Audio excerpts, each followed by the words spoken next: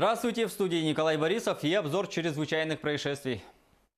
Прокуратура отмечает снижение количества преступлений, совершенных в республике с начала года. За период 6 месяцев текущего года на территории республики зарегистрировано 5749 преступлений, что на 3,9% меньше, чем в аналогичном периоде прошлого года. Снижение числа зарегистрированных преступлений отмечено на территории 20 городов и районов республики, наиболее существенно в Оленёкском, Вилюйском, Абыйском, Верхоянском, Нюрбинском и Усялданском районах. В текущем периоде также зарегистрировано снижение тяжких преступлений с 871 до 809, то есть на 7,1%. За день в Якутии произошло 4 техногенных пожара. Утром загорелся недостроенный дом в селе Мандыба Усть-Алданского района. Пожар удалось устранить, пострадал угол дома. Также горел дом в селе Урицкое Алекминского района. К моменту прибытия первого пожарно-спасательного подразделения было видно сильное задымление. Огнем поражена внутренняя отделка на кухне на площади 9 квадратных метров.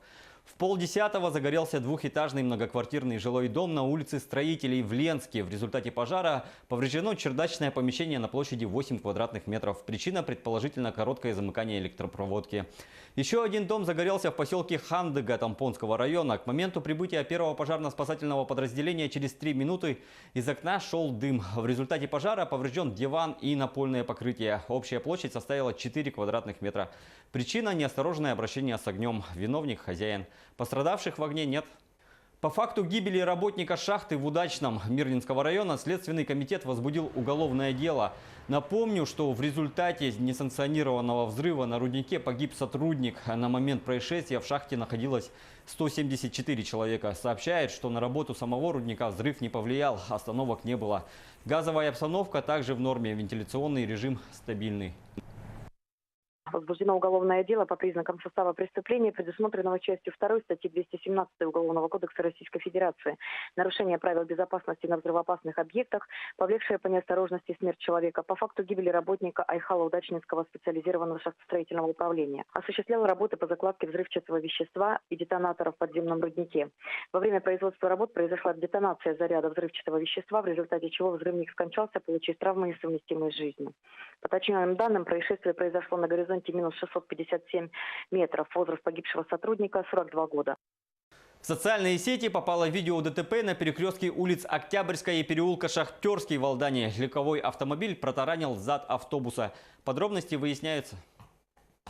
В Нерюнгри прокурорская проверка выявила нарушение условий государственного контракта и факт мошенничества со стороны предприятия, осуществляющего капитальный ремонт.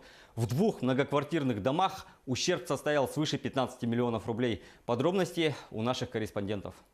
В июне 2016 года между Фондом капитального ремонта многоквартирных домов Республики Саха-Якутия и ООО «Север-Инвестстрой» был заключен договор на выполнение работ по капитальному ремонту подвалов домов по улице Дружбы народов 33 и 35. Оплата работ была произведена полностью. При этом, согласно материалам прокурорской проверки, ремонт подвала одного из домов подрядчиков в полном объеме не выполнен. Исполнитель не до конца выпил почти все виды работ, и вот так вот получилось, что исчез в неизвестном направлении. А сейчас мы вот стали на вопросе, что там недоделочки, там недоделки, которые мы участвовали в комиссии, которые вроде бы определили с представителем капитального ремонта, но сдвигов здесь у нас писали письма, но сдвигов-то нет. Цена договора составила свыше 15 миллионов рублей. Указанными противоправными действиями Фонду капитального ремонта многоквартирных домов Республики Саха-Якутия причинен значительный ущерб. Прокуратура направила материалы проверки в следственный орган для решения вопроса об уголовном преследовании. Следственными органами МВД возбуждено уголовное дело по части 5 статьи 159, предусматривающей уголовную ответственность за совершение мошенничества, сопряженное с невыполнением договорных обязательств в сфере предпринимательской деятельности. Мы будем держать вас в курсе дальнейшего развития событий. Александра Цыбикова, Лилия Ягудина, Нерюнгри. На этом пока все. Берегите себя.